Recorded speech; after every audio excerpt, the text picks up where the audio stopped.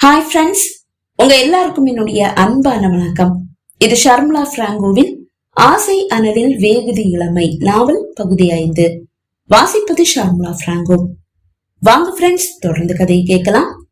அன்று ஒரு ஞாயிற்றுக்கிழமை வசீகரன் சுகன்யாவோடு கெஸ்ட் ஹவுஸில் உல்லாசமாக இருக்கும் போதுதான் அந்த புது எண்ணிலிருந்து அழைப்பு வந்தது. பெண்களோடு உல்லாசமாக இருக்கும் போது எந்த அழைப்பு வந்தாலும் வசீகரன் ஏற்றுக்கொள்ள மாட்டான். ஏனென்று கேட்டால் போதை இறங்கிவிடும் என்றுதான் கூறுவான். அவனுக்கு பெண்கள் என்றால் ஒரு போதை. அதை ஏனோ அவனால் மாற்றிக்கொள்ள முடியவில்லை. அவன் ஒரு சைக்காட்ரிஸ்டிடம் சிகிச்சையும் பெற்றுக் கொண்டிருக்கிறான். ஆனாலும் பலனில்லை. அவர் கூறுவதை அவனால் பின்பற்ற முடிவதில்லை. அவனே பெண்களை நாடி செல்லாவிடிலும் அவனை நாடி பெண்கள் வரும்போது அவனால் எப்படி தன்னை மாற்றிக்கொள்ள முடியும் அல்லது கட்டுப்படுத்திக் கொள்ள முடியும்?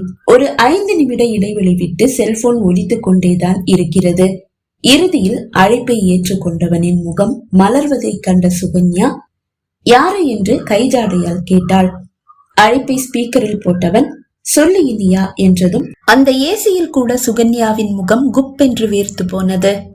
சார், உங்க காசு ரெடியா இருக்கு. நீங்க எங்க இருக்கீங்கன்னு சொன்னா காசை நானே கொண்டு வந்து கொடுத்துடுவேன். புன்னகைத்தவன் செல்போனை சற்று தள்ளி பிடித்து விட்டு குரலை தாழ்த்தி சுகன்யாவிடம் கேட்டான். வேண்டாம் என்று தலையை வேகமாக அசைத்தாள் சுகன்யா. சாரி இனியா, நான் இப்ப கோயம்புத்தூர்ல இல்ல. நாளைக்கு நானே வந்து காசை உங்ககிட்ட இருந்து வாங்கிக்கிறேன். Okay sir, thank you. It's okay. அழைப்பை துண்டித்தவன் என்னாச்சு சுகன்யா? ஃப்ரெண்ட பார்த்து இப்படி பயப்படுற? இனியாவை பார்த்து பயந்துதான் ஆகணும் வசி. அநியாயத்துக்கு நல்லவளா இருக்காளே. அது மட்டும் இல்ல, வாழ்க்கைனா இப்படிதான் இருக்கணும், இப்படிதான் வாழணும்னு நிறைய சட்ட திட்டங்களோட வாழ்ந்துட்டு இருக்கிறா. என்ன பத்தி உங்களுக்கு ரொம்ப நல்லாவே தெரியும். நானும் ரொம்ப நல்ல பொண்ணுதான். ஆனா என்ன, கல்யாணத்துல எனக்கு நாட்டே இல்ல. எவனுக்கும் அடிமையா இருக்க நான் விரும்பல. என்னுடைய அம்மா லைஃப் எனக்கு கத்து கொடுத்த பாடம் அதுதான். அப்பா குடிகாரம் மட்டும் இல்ல, கொடுமைக்காரனும் கூட. அடிச்சே அம்மாவை என் கண் முன்னாடியே கொன்னுட்டான். எனக்கு அப்போ வெறும் 8 வயசுதான். அப்பவே இந்த கல்யாண வாழ்க்கையை பார்த்து நான் பயப்பட ஆரம்பிச்சேன். மனசுக்குள்ள ஒரு பயம் ஏறி உட்கார்ந்துருச்சு. அப்பா இப்பவும் ஜெயில தான். பாட்டியோட பராமரிப்புலதான் நான் வளர்ந்தேன். ஏதோ கொஞ்சம் நஞ்ச காசு இருந்ததை வச்சு என்னை வளர்த்தி பெரிய ஆளாக்கி விட்டுட்டாங்க. பாட்டி இறந்து 2 வருஷத்துக்கு மேல ஆச்சு. பாட்டி சாகுறதுக்கு முன்னாடி என்னுடைய கல்யாணத்தை நடத்தி வைக்கணும்னு ரொம்ப ஆசைப்பட்டாங்க. ஆனா கல்யாணம் மேல இருந்த பயத்தால நான் கல்யாணமே வேண்டான்னு சொல்லிட்டேன். கல்யாணம்னா ஒரு பேய் பூதம்ன்ற மாதிரி என் மனசுல பதிவாயிடுச்சு. அதை மாத்த என்னால முடியல. நானும் ட்ரீட்மெண்ட் எல்லாம் எடுத்துக்கிட்டேன். ஆனா எந்த பலனும் இல்ல. பயம் மட்டும் மாறவே இல்ல. ஆனா என்ன பண்றது, இளமை பசிக்குதே. ஆனா பாக்குற ஆம்பளைங்க பின்னாடி எல்லாம் போகவும் எனக்கு விருப்பம் இல்ல.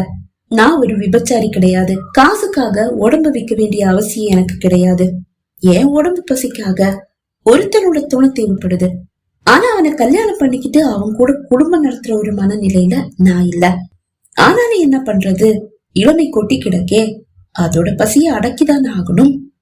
உங்க அறிமுகம் கிடைக்கிற வரைக்கும் ரொம்ப தவிச்சிட்டு இருந்தேன்.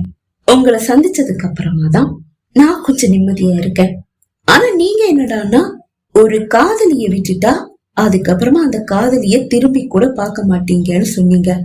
அதுதான் எனக்கு கொஞ்சம் நெருடலா இருந்தது. ஆனாலும் நாம நமக்குள்ள ஒரு சின்ன ஒப்பந்தத்தை போட்டுக்கிட்டோம். விருப்பப்படுற நேரம் ஒருத்தருக்கு ஒருத்தர் விருப்பம் இருந்தா சந்திச்சுக்கலான்னு. புன்னகைத்தான் வசீகரன். உங்களை எனக்கு ரொம்ப பிடிச்சிருக்கு தெரியுமா. ஆனா கல்யாணம் பண்ணிக்க எனக்கும் விருப்பம் இல்ல, உங்களுக்கும் நாட்டம் இல்ல. கடைசி வரைக்கும் நாம நல்ல லவ்வர்ஸா இருந்துட்டு போயிடலாம். நமக்குள்ள இப்படி ஒரு உறவு இருக்கும் போதும் மத்தவங்க கண்ணுக்கு நான் ஒரு நல்ல பொண்ணா இருக்கதான் விரும்புறேன். நான் நல்ல பொண்ணு தானே வசி? கண்டிப்பா. நீ தப்பான பொண்ணுன்னு நான் ஒரு நாளும் சொல்ல மாட்டேன். ஆனா என்னுடைய நியாயம் மத்தவங்களுக்கு தப்பாதான் படும். அதனாலதான் இனியா என்னுடைய நல்ல ஒரு ஃப்ரெண்டா இருந்தும் அவகிட்ட இந்த உண்மைய சொல்ல என்னால முடியல. அவ என்ன தப்பா நினைப்பா, என்னை விட்டுட்டு போயிடுவா. எனக்கு இருக்கிற சுயநிலை இல்லாத ஒரே ஒரு ஃப்ரெண்டுன்னு சொன்னா அது இனியாதான். அவளை இழக்க நான் விரும்பல. அதனாலதான் அவளுக்கு என்னுடைய உண்மையான முகத்தை நான் காட்ட விரும்பல.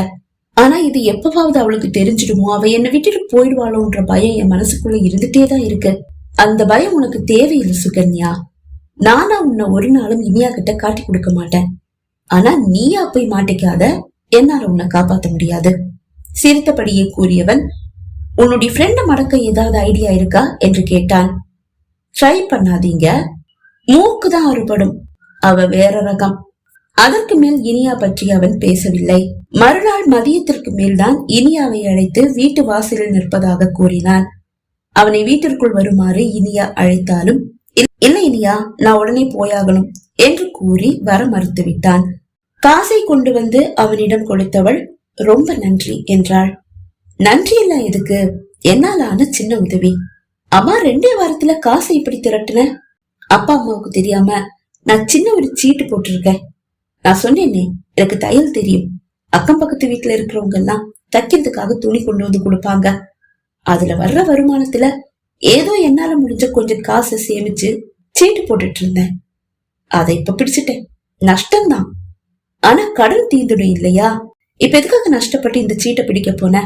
அப்படி இல்ல சார், இப்ப எனக்கு வேலை கிடைச்சிருச்சு, இன்னும் ஒரு சீட்டு போட்டுக்கலாம், பரவாயில்ல. இனியா, எனக்கு இந்த காசுக்கு இப்ப எந்த அவசரமும் இல்ல. நீ உன்னுடைய அக்கௌண்ட்ல இந்த காசை போட்டு வச்சுக்க. தேவைப்படும் போது நான் உனக்கு போன் பண்றேன், ஜிபே பண்ணிடு போதும். ஒரு நொடி யோசித்தவள், ஓகே என்று கூறி அதை வாங்கி கொண்டாள். வேலை கிடைக்கிறதுக்கு முன்னாடி நீங்க இப்படி ஒரு விஷயத்த சொல்லி இருந்தீங்கன்னா கண்டிப்பா இந்த காசை நான் திருப்பி வாங்கி இருக்க மாட்டேன். இப்பதான் வேலை கிடைச்சிருச்சே, எடுத்து செலவு பண்ணிட்டா கூட திருப்பி காசு இதுல வச்சிடலாமே.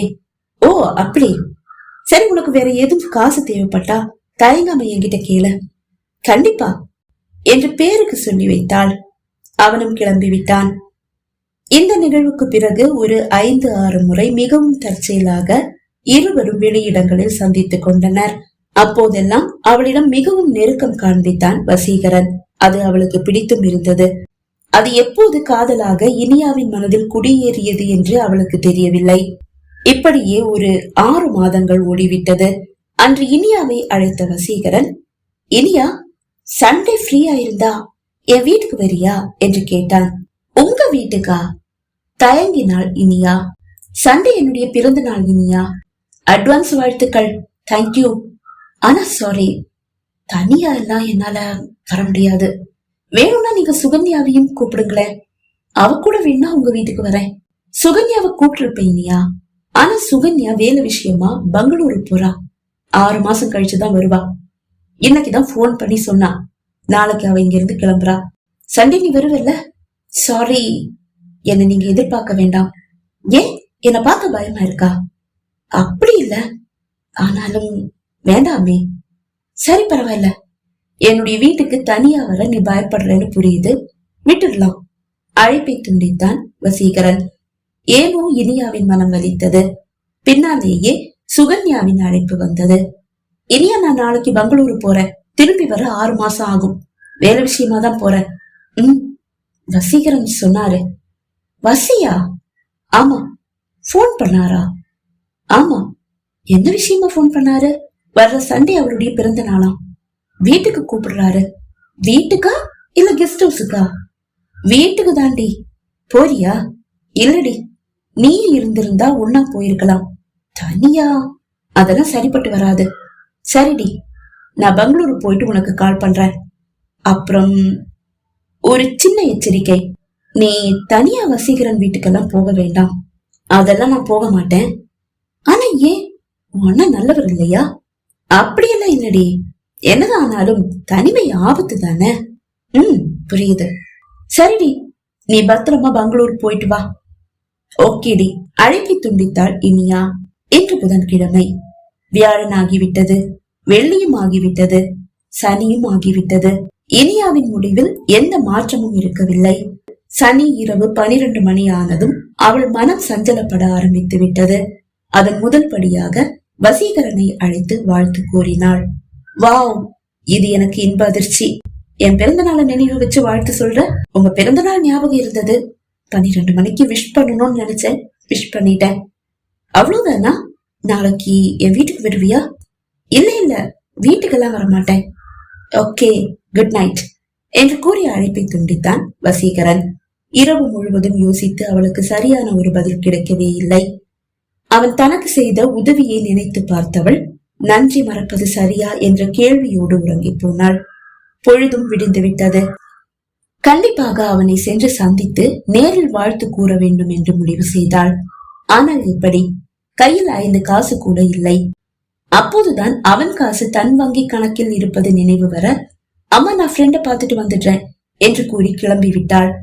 அவனுக்காக அழகான ஒரு சட்டையை வாங்கி கொண்டு ஆட்டோ ஸ்டாண்டுக்கு வந்தவள் திகைத்து நின்றாள். அவனது முகவரி அவளுக்கு தெரியாது. போன் செய்து அவனிடம் கேட்டால் முகவரியை கூறி விடுவான். ஆனால் அவனுக்கு ஒரு இன்ப அதிர்ச்சி கொடுக்க வேண்டும் என்பது அவள். சுகன்யாவை அழைத்தாலும் முகவரி கிடைக்கும். ஆனால் தனியாக வசீகரன் வீட்டிற்கு செல்ல வேண்டாம் என்று அல்லவா அவள் கூறினாள்.